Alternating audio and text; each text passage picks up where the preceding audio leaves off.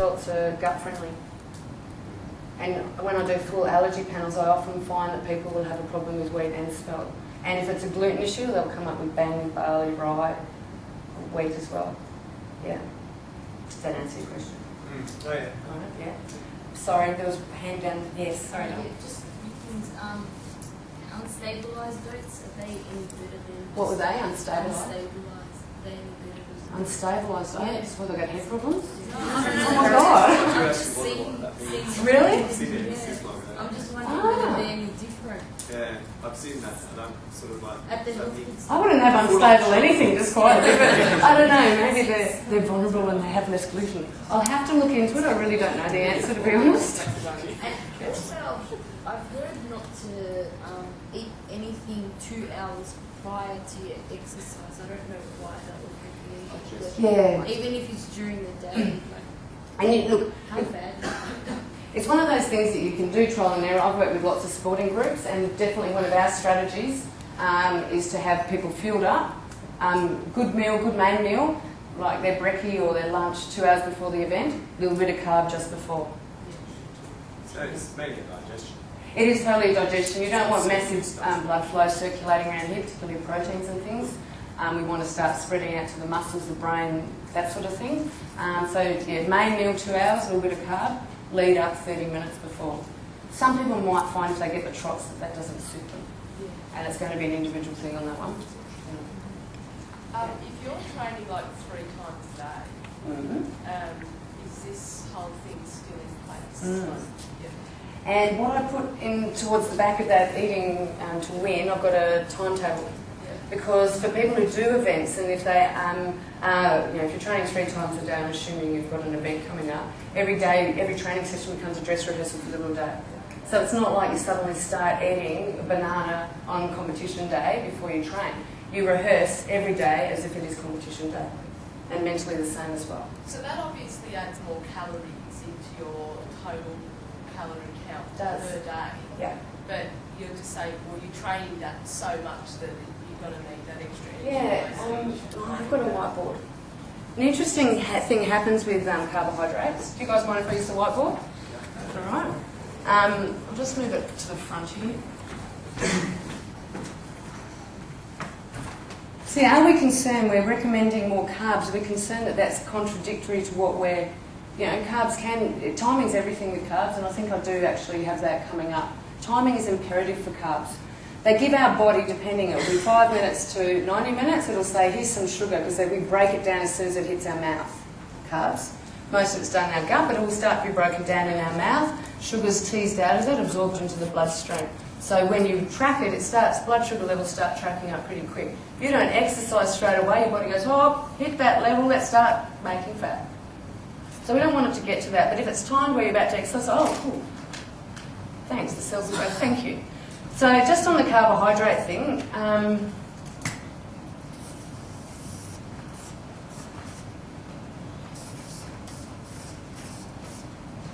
that out of the light. Can you see it all right?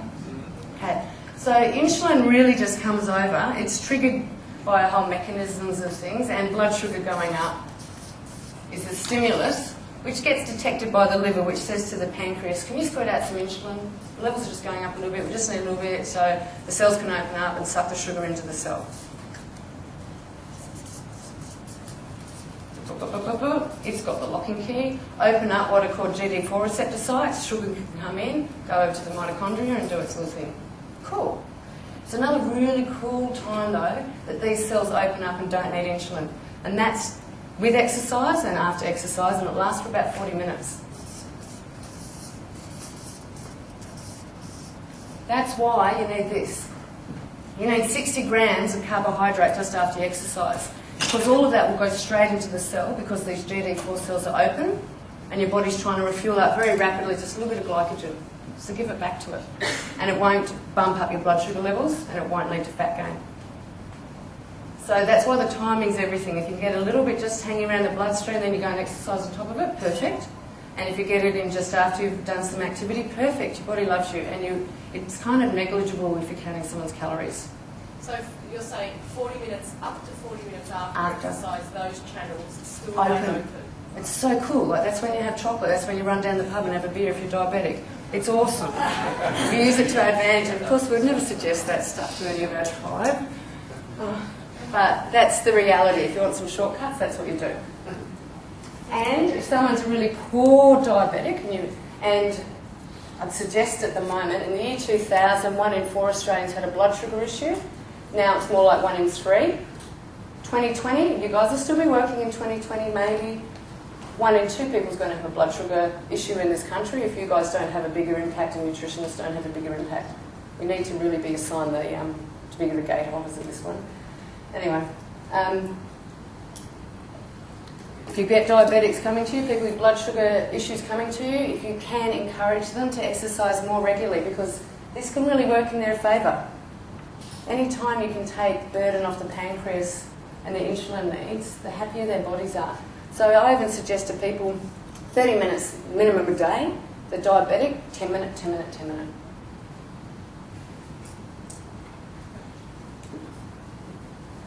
Okay, during training, it's really important that people stay hydrated. In the heat, the number one reason people clam up and hit the wall is because they weren't hydrated enough. And in cold weather, people normally hit the wall because there's not enough carbs. So water's vital. If you're doing an extended event, longer than an hour, or you're a triathlete, you want them to be having electrolytes in there as well. So replace some salt, a little bit of calcium, some potassium, and definitely some magnesium. I touched on before some of those replacement drinks with your branched chains. Glutamine's great for muscle fibres. So that's during training. And the next main meal after, so they have a little bit of carbohydrate as soon as they finish. So maybe they just start taking 2 apples. 1 before training, 1 after training, it's easy. Next main meal, got to have protein in it. If they're vegetarian, it's got to be a protein burger, it's got to be a good protein chunk. Generally, I get them to do the palm thickness up to their first rung of lines in their fingers. It's a good kind of gauge because people can kind of go, oh yeah, that looks like a chicken breast, looks like a piece of salmon. And get them to go for 2 cups of vegetables. Because if you only say 1 cup, or if you say, oh, a bit of salad, people will always just go the minimum amount. If you say go for 3 cups, they'll probably do 2. A bit like antibiotics. You meant to take it 4 times a day, most people do it 3. It's just us. Yes? Talking about the timing of meals and everything. Yeah. I mean, I don't know if I talk for everyone, but I know this is how we are. I guess a lot of clients, I suppose, we're doing sort of evening sessions that are around dinner time. So Yeah. you're doing session, you come home, and we have our dinner at 8 o'clock at night. Yes. You know, that's our main meal, one of our main meals of the day. Now, is that obviously is that not ideal, or is there a better way? There's probably a better way to be doing. That's having a main meal during the day and maybe having a big pot of soup already prepared for night. Yeah. Because, you know, you're dead on your feet. I shouldn't say that. NLP stuff. You're alive on your feet. You're bubbling with energy. And the last thing sometimes you want to do is cook. And a lot of people will take shortcut options and they think, they kid themselves, they think light and easy is a good meal. Don't let your people do that.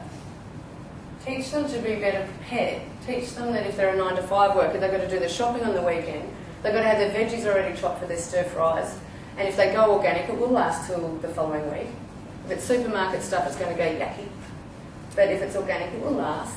We've got to try to be a bit more prepared. So part of that is through us doing it as well. It's okay to go home and cook up a steak and have salad with it, but it's probably better for your body if you have that in the middle of the day and a smaller, but it's still protein and veggies. This wouldn't be too hard for your body to break down, this kind of stuff. Yeah. Yes. Sorry, just going on from that again. So say you go to the training session late at night or Yeah. later in the evening, Yes. and then you come back, you have your banana and protein shake or whatever to get that carb. Fill up. And then, well, that's obviously not enough for dinner. So then No. you'd have that, and then you'd wait a bit and have some soup. You can go bang bang. You can, if you know, I mean, some people will usually have a 30-minute downtime from when they finish the activity, chat a bit or